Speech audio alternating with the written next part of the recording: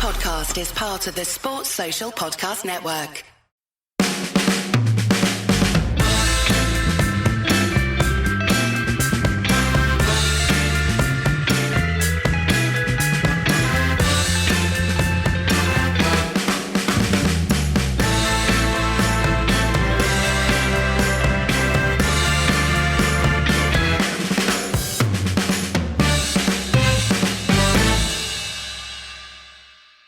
All right, Daniel, we've got Newport 2, United 4 to talk about. Or maybe we should talk about the greatest test victory ever.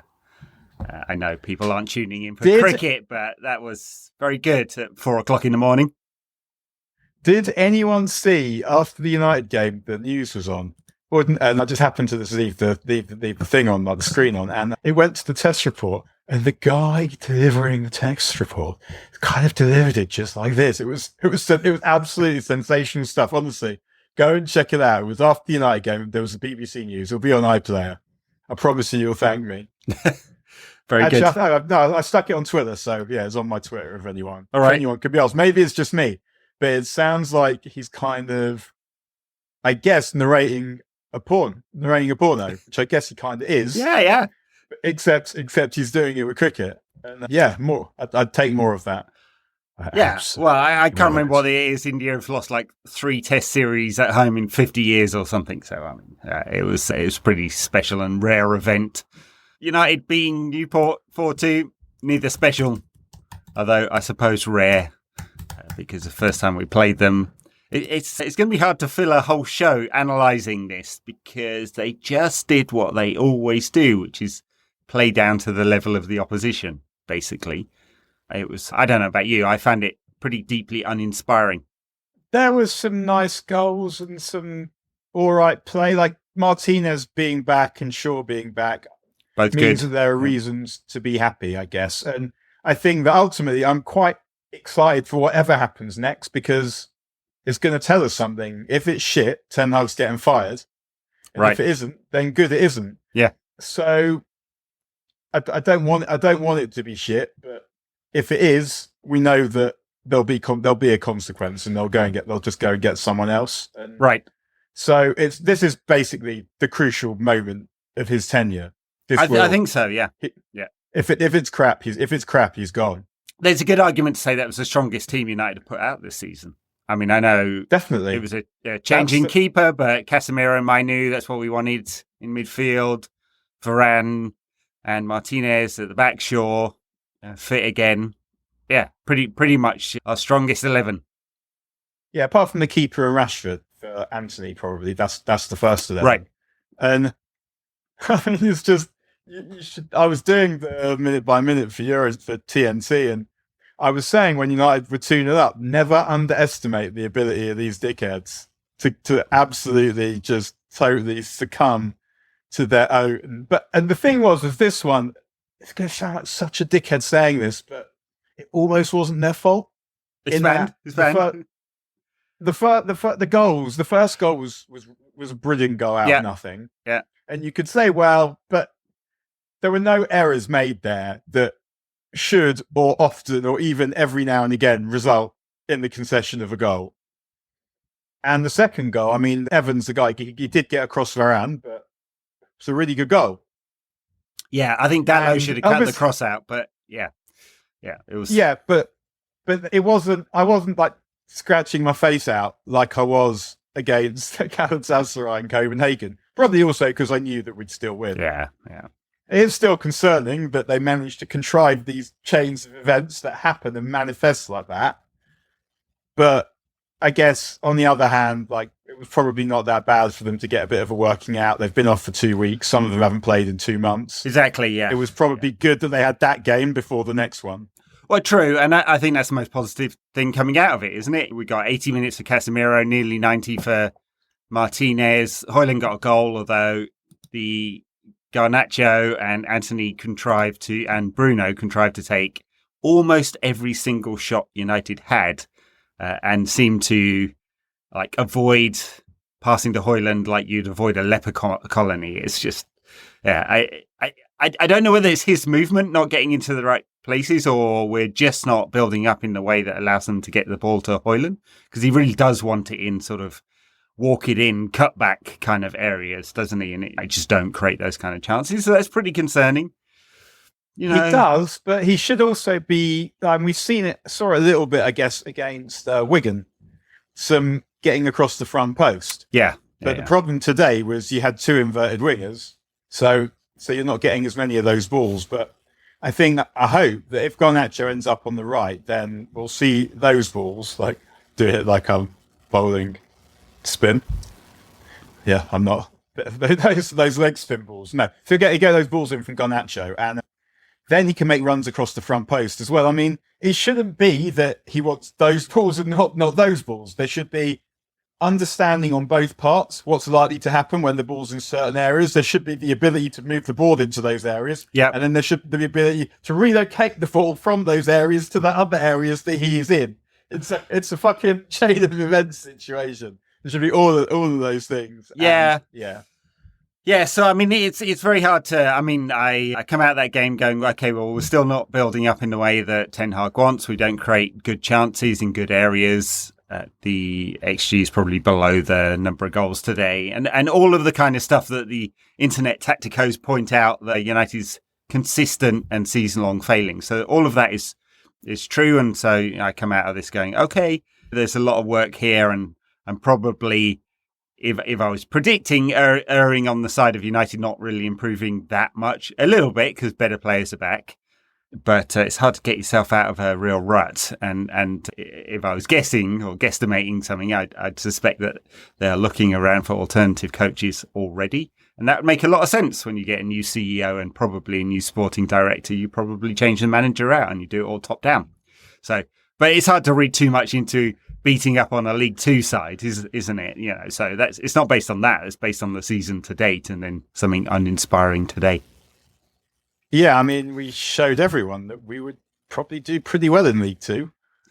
Yeah, well, but these would be fun to watch, at least. And Anthony be prolific, a goal and an assist today.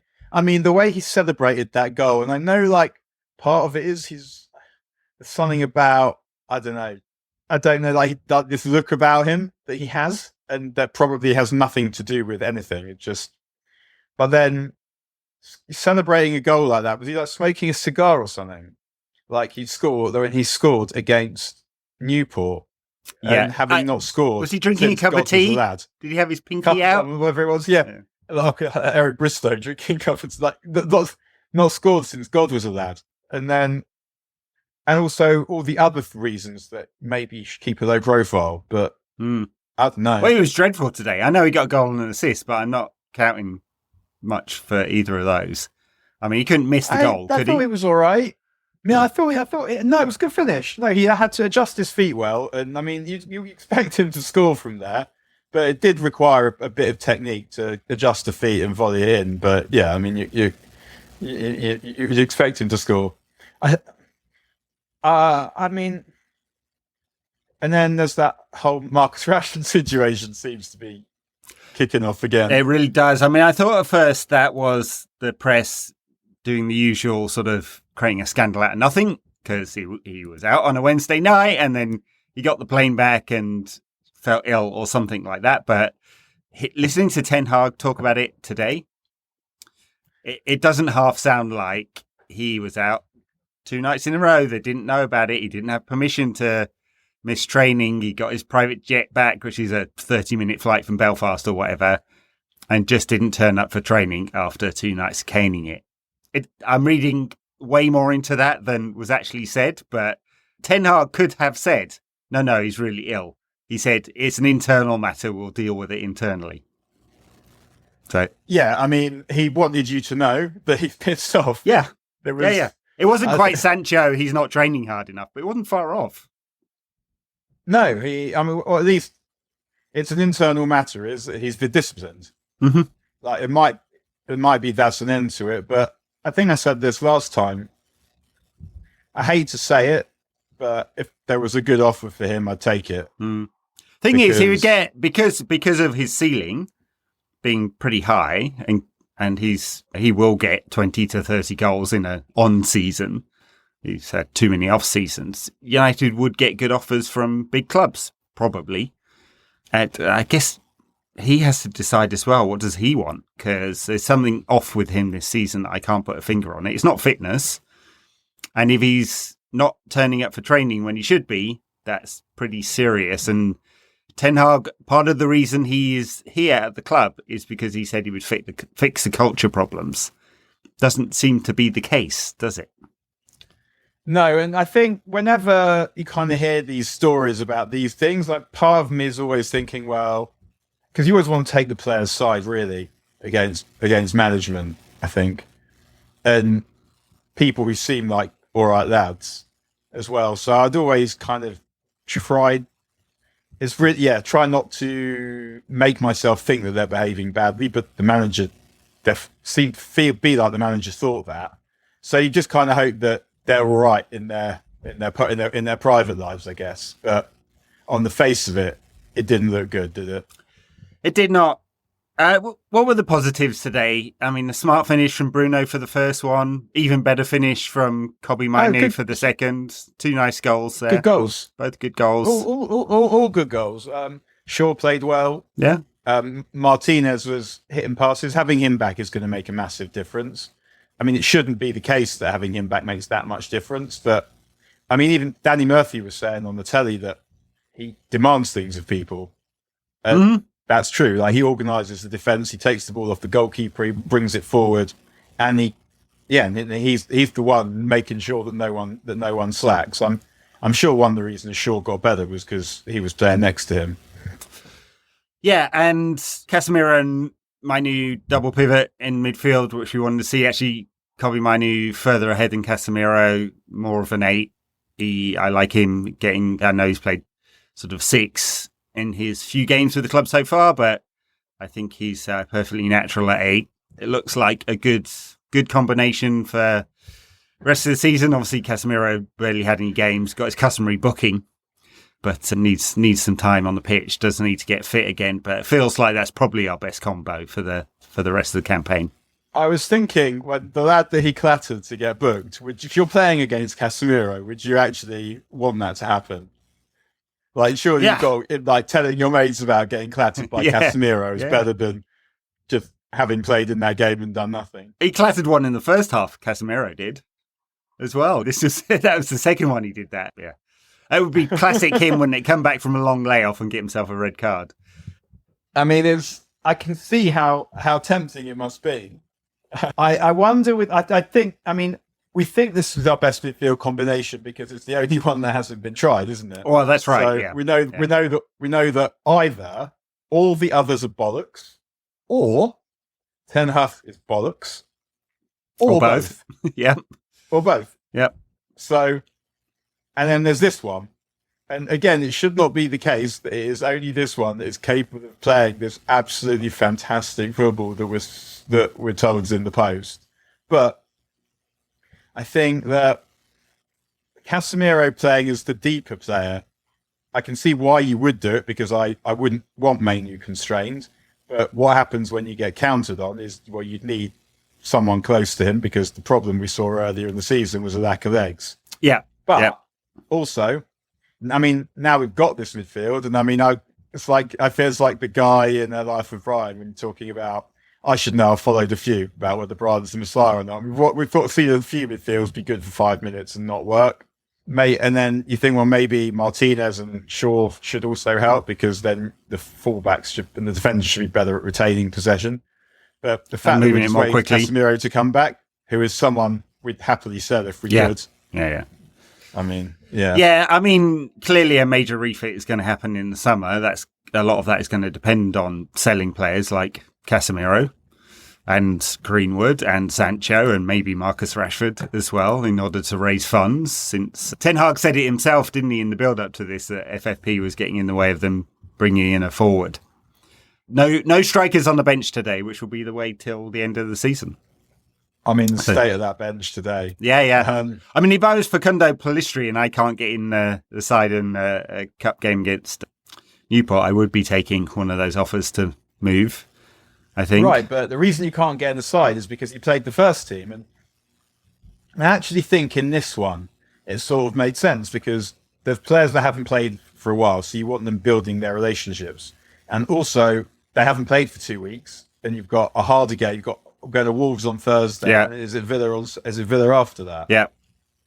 But there's difficult games. So, I mean, that game was actually, I said before, was welcome, but there's some difficulty looming in the cup as well because just all the better teams. Forest away in the next round, who we've just lost to. So, I mean, ordinarily you say that's not the hardest draw possible, but we just lost to them.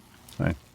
Yeah, I mean, I can totally understand why Ten Hag wanted to play a pretty strong side today. I mean, it was always going to be quite strong, wasn't it? Just because of the nature of who's left in the squad.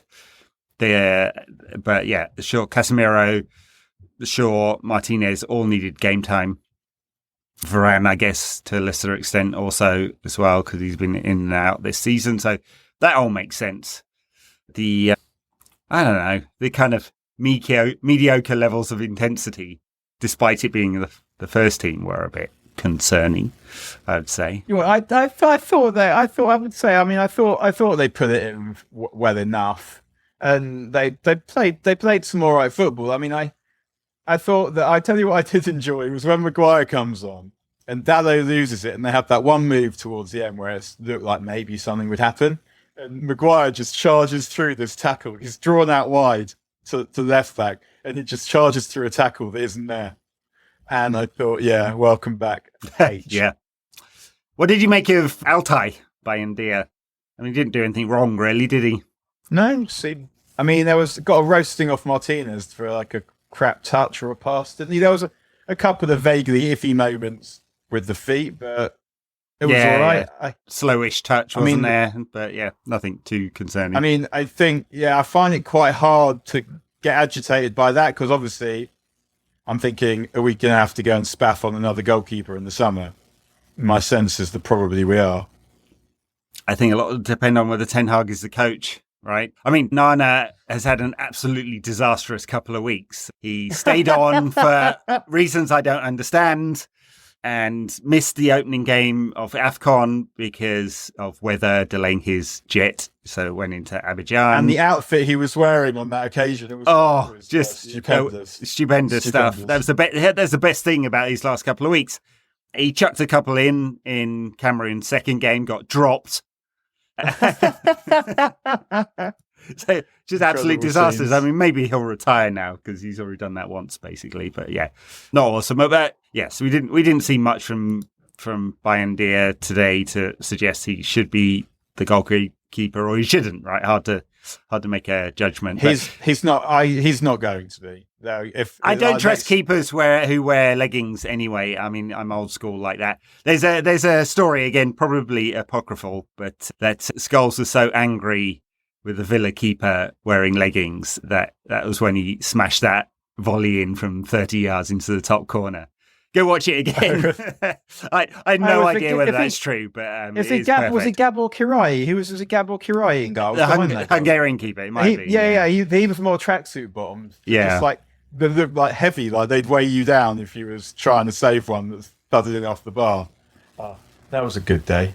The only time it's acceptable, I think, is if you're on a 4G pitch because that shit burns when you're diving around. So then trackies are all right. You've just got to not be a goalkeeper, ultimately. Yeah. So it's a thankless task, isn't it? You've got to be a bit wrong in the head, I think, to want to be a keeper. It's a different sport. You're just doing something totally different to what everyone else is doing. But it never looked appealing. All right, I think we've run out of things to say about Newport. Let me just have a look at my list. One of my friends, when we let the second goal in, one of my mate Binks messaged me saying that McTominay would now come on and score the winner and be in the team for the next 10 games. So that really sounded extremely plausible at that point. I actually was quite pleased that Ten Hag didn't make any substitutions until very late on. Quite late on, because I thought these players needed games and the players that he had to bring on were crap. I mean, I guess it was nice that he brought Camberwala on. Got 5 minutes. Amari Forson It's interesting. We've got a lot of younger players in those sort of attacking areas that have been in and around the squad, but not getting a lot of game time. So, Pellistri's probably got more than anyone else, but not much. Ahmad was on the bench. We'll see whether he heads out on loan again. There's apparently an offer from Sunderland. Amari Forson, he's out of contract in the summer, and they really have to make a decision whether they think he's good enough to offer him a new deal. When he brought Campbell-Wyatt on, I thought, that's good. He must like him because he's always talking about how you've got to earn your opportunities. But then he brought Forson on, and I thought, you're just bringing on people now. Because I don't think Forson's someone who'd be good enough, but also there seemed no particular reason to bring him on. So it just felt like, okay, it's that. Yeah. But, there are a lot of big games coming up in the Cup just because if none of the better teams have been drawn against each other. I mean, as you said, we could easily lose to Forest, but they've kept United, Chelsea, Liverpool, and City apart. So yeah, they could all be in the. They could all be in the. I'm not sure day. which week is that because we have Wolves on Thursday, then it's West Ham at Old Trafford, then away at Villa. Is it in the week between middle of February time? It's midweek. Middle of February, yeah.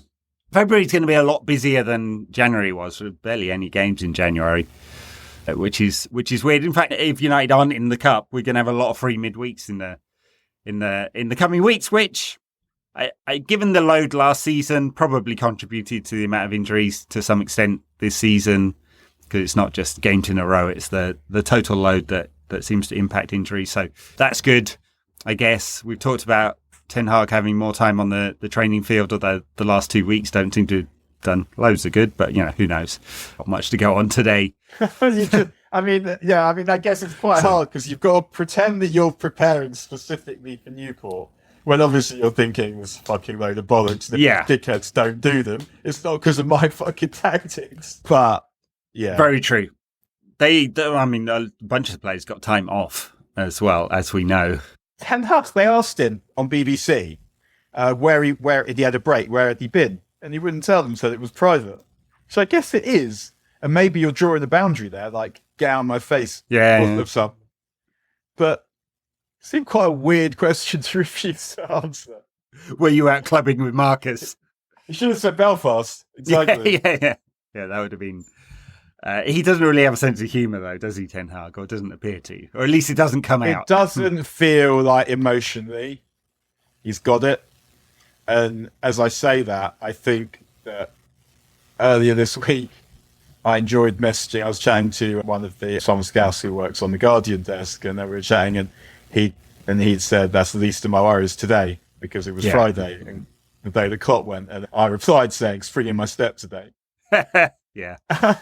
And best thing that happened all week, wasn't it?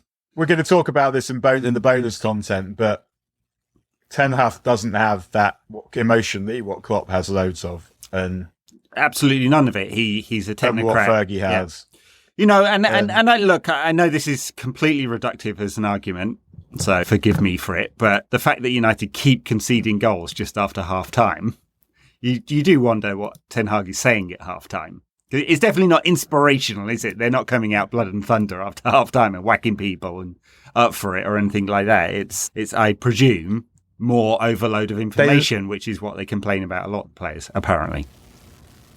They love conceding after they've scored, conceding after they've conceded, and conceding after breaks. And I don't know if that's the manager's fault, because just have some discipline about yourselves. I mean, I know that I'm the last person to say that shit to anyone, but your job requires it in a way that mine does less. Yeah. Or at least I can see you doing it. I can see you slacking, but it doesn't feel totally inconceivable that United could get good enough under Ten Hag, but it feels that if I had to pick, and I reckon if most people had to pick, they'd say probably not. Well, I think it's fair enough to have a different level of judgment, with the caveats as well. Caveats being tons of injuries, extremely disruptive off the field, stuff that's really disruptive too. All of that. That's the caveat. The judgment is different because we were going from a very low base, and obviously things had fallen apart under Ollie. Rangnick was a disaster. Anything better than that was greeted as the second coming of Jesus Christ, wasn't it? And third place cup final and a trophy last season was probably more than we actually expected. But the regression or the lack of progression in understanding what a Ten Hag side is the thing that's a big concern. And I think that's why we judge him completely differently. It's not just all the defeats, although obviously they're quite important. Lose 14 times before Christmas, you're always going to be under pressure. So, I mean, the thing that United or INEOS and the new CEO and the sporting director, when we get one, will have to think about is quite a few big clubs looking for a manager now. So Liverpool and Barcelona definitely looking for a manager. May well be true Bayern as well, depending on, I mean, if they don't win Bundesliga, it's normal for them to cut their manager. Oh my God. Oh my days. Imagine if Harry Kane goes to Munich and they don't win the Bundesliga. Yeah, he scores 700 goals and they still manage to pull I it know. up.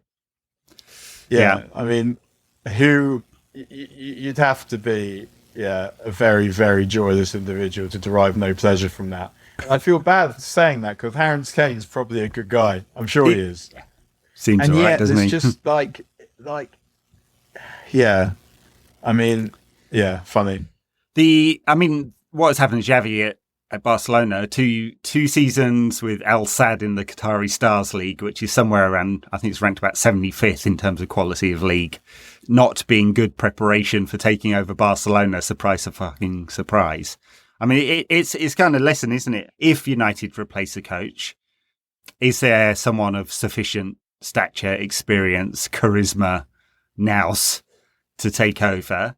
A lot of talk with Klopp going that Xabi Alonso, who's doing great in the Bundesliga, may go to Liverpool, but he's only had 60 games as a first team manager. Doesn't seem like preparation to take over an elite side, really. We'll see what Barcelona do, although they may want to look just down the road because Michel is doing an outstanding job at Girona, albeit with City Football Group financial backing. Yeah. Yes, indeed. So, formerly the airport you go to if you're on like a nasty EasyJet or Ryanair or something. Yeah, that's right. Yeah. I think that and there's De Zerbi makes more money for. I mean, would Klopp just take the Barcelona job just like that? I mean, he said he wants a full year off, doesn't he? Not doing. I mean, the other thing with Klopp is Germany job's probably up after the Euros because Nagelsmann's got it, but he was only given a temporary contract. So, would he want to do that, or does he feel like he's still got something to offer the club game? We're going to talk more in the backers content about Klopp and all of it. So we shouldn't blow our load just yet on that one. But anyway, like lots of moves this summer. It's going to be pretty interesting, and it seems, especially with them having done the deal with Barada, like under the radar, very much under the radar, and quickly. I think that they will surely be looking at both sporting director and coach right now. I'm sure. Yeah, you don't. I mean, I wouldn't want to end up with Thomas Tuchel much. No thanks. No, it's just like the manager. I mean, it seems like an all right bloke. I don't think he's that good. And the manager of United just should not be a nerd. Like, no, we want someone with some inspiration, and it can't be Potter for those reasons. Yeah. For that reason, even.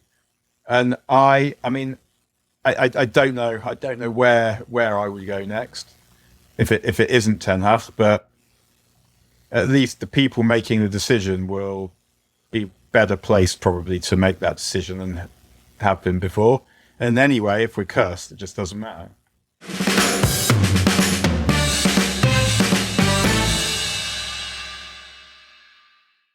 All right, let's move on to what? On Thursday. Wolves on Thursday night, yeah. I'm going to that. We had the worst away end in the country. Perhaps, but just like long, like all down the side and shallow. So. Yeah. They're involved in some mither today at West Brom. Yeah, I saw some fighting. We haven't seen that for a while, have we? So in-ground fighting, very rare, yeah. Very rare. Not awesome. I mean, Wolves and West Brom haven't played each other for a while, have they? And, of course, it's local derby and all of that. That's the reason people grown men getting excited. I mean, I can't pretend that through the course of my life I haven't enjoyed those kinds of altercations, watching them, hearing about them, not participating in them. No. I mean, I like when I. So the time in my life where I went to the most football was mid to late 90s, and there was quite a bit of trouble, as people who went to those games would attest as well. Quite a few times I saw stuff like that in a way that just doesn't happen now, which is why it's surprising when you see it. Anyway, Wolves, not particularly good this season, mid-table, but it's better than they were last season when they were flirting with relegation and Lopetegui and who's it? Gary O'Neill took over. They've got a better goal difference than us, and they're one win off us. So, it's not like we it's obvious that we're a much better side. At least it isn't a fucking another Nuno side where you can guarantee a 0-0 against this lot. I mean, it's the worst games of football ever played have been some of those. United against Wolves and United against Villarreal. We seem to pick them up like 5 times a season, didn't we? And there were probably like 3 goals over several seasons. I actually think I quite like Gary O'Neill. I think he's done quite well. I think we will not enjoy this game. I'm afraid that's what I think. I mean, their recent record's pretty good. They beat Chelsea, Brentford, Everton. They're not bad, Wolves. Yeah, and they won't let us muck about. And I don't think we're good at that. Like I think that is a difficult game, and it won't be edifying. I don't think. Awesome. Yeah, inspirational stuff there, Gary. I'm going to have a good scran and hip flask and before I go, and very nice. Yeah, that's probably about all there is to say about that one. Yeah, I do play down to the level of the opposition, like all of the time. And Wolves are pretty mediocre, but then again, so are we. What sort of side? Do you think 4-day turnaround? Do you think we'll see Casemiro and Martinez again? Martinez probably, yes. Casemiro maybe a question mark. So they need time. It'll be both. I would imagine it'll be Shaw as well. I mean, maybe not Casemiro, but he's definitely playing Shaw and Martinez because he just has to get them into the team. Yeah. And fuck Amrabat, meanwhile, I'd totally forgotten about him, still waddling about at the Cup of Nations. Yes. What happens when he comes back? What's he going to do? I don't know. I mean, United, I presume, are not going to take the option up on him. £25 million. How many times has he played? Barely at all. And he's been shit as well. So, and he's another baldy, and we've got enough of those at the club. So I just says the man wearing wearing the bobble hat. I thought that when I saw Ed wearing this bobble hat that he's wearing today, I was wondering if he was secreting a hair job. And I guess if I'm totally honest here, the reason why is because that's a conversation I've had with myself. Am I above a hair job? Probably, but I couldn't say for certain. And have I had the conversation about if I had one, what would I do? This is what I would do. I have not had the plugs put in, although it is a common route from these parts just to fly down to Mexico and get it done, and they have the planes coming out with the poor blokes all wrapped up. Yeah, no, I was cold, and then I've got bed head as a result, or hat head, so I just kept it on. Is my excuse, and I'm sticking with it. Yes. Marcus Rashford, will he be back, or is Ten Hag going to dish out a punishment beating? I mean, if he's consistent, Rashford, given this is his second infraction, because he came in late for training and missed the Wolves game, didn't he? Previous Wolves game. He might not be in the squad. It'll be interesting to see how this one plays out, whether the excuse flies or not, because it didn't sound like it. So maybe we won't see him.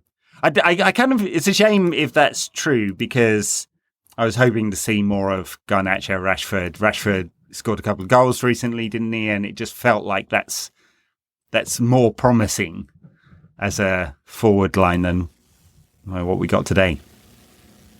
Yeah, you can see, like, we know who all the players are who we want to form the team when they're fit, and those people all in the same outfit should be good because they're all good. Whether the manager can get them to be as good as they should be, or they need to be, or they could be, And whether they're capable of even doing it themselves is moot. We don't know. But it feels like we've got a better shot at getting to be good at some point in the future, whenever that is, now that the Glazers aren't running the football side. So, for sure, it feels that United run properly should be some trophies. Yep. And before we go, transfer window closes on the 1st, I believe, and it doesn't look like anything's happening. Maybe some outgoings. What have we seen so far? We've seen Hannibal Medri go, Sancho go. Already make a dick of himself in Sevilla. Oh, unbelievable. The best part was he came on his debut, 61st minute, got booked, 62nd minute. Absolutely perfect. And now he's pissed off the manager and he's out of the squad. Just, unbelievable stuff. Oh, very believable. Although he was at Birmingham and he had no trouble with the manager there, or even with discipline, really. So it'll be interesting to see how that one plays out, man.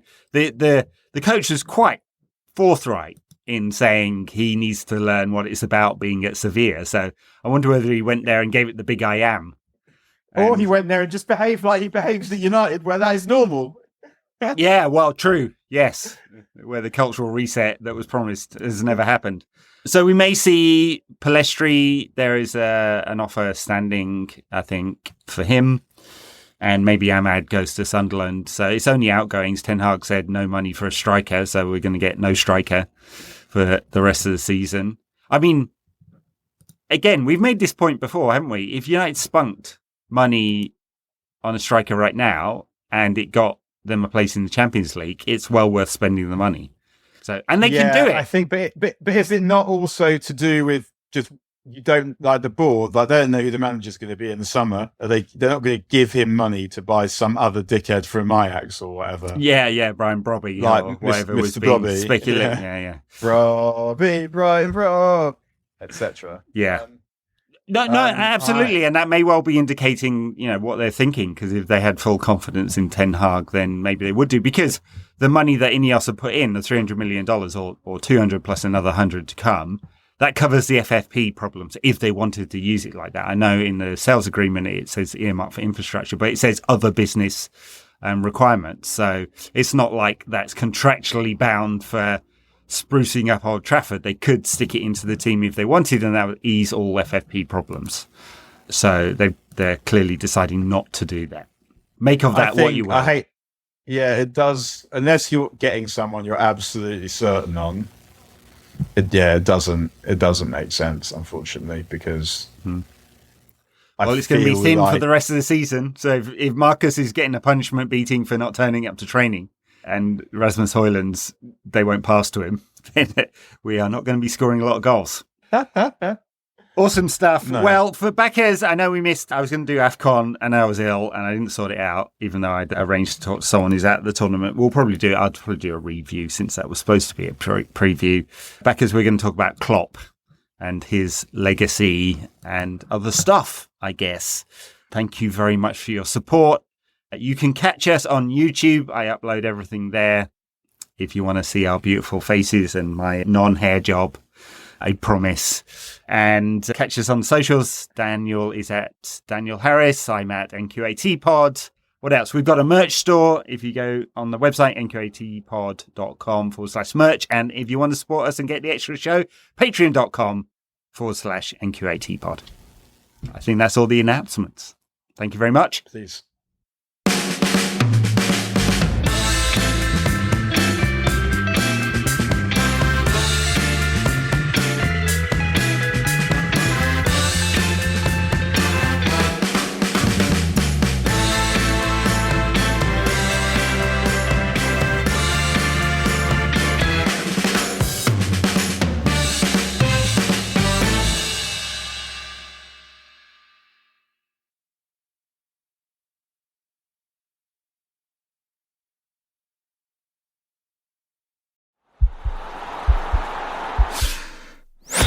This podcast is part of the Sports Social Podcast Network.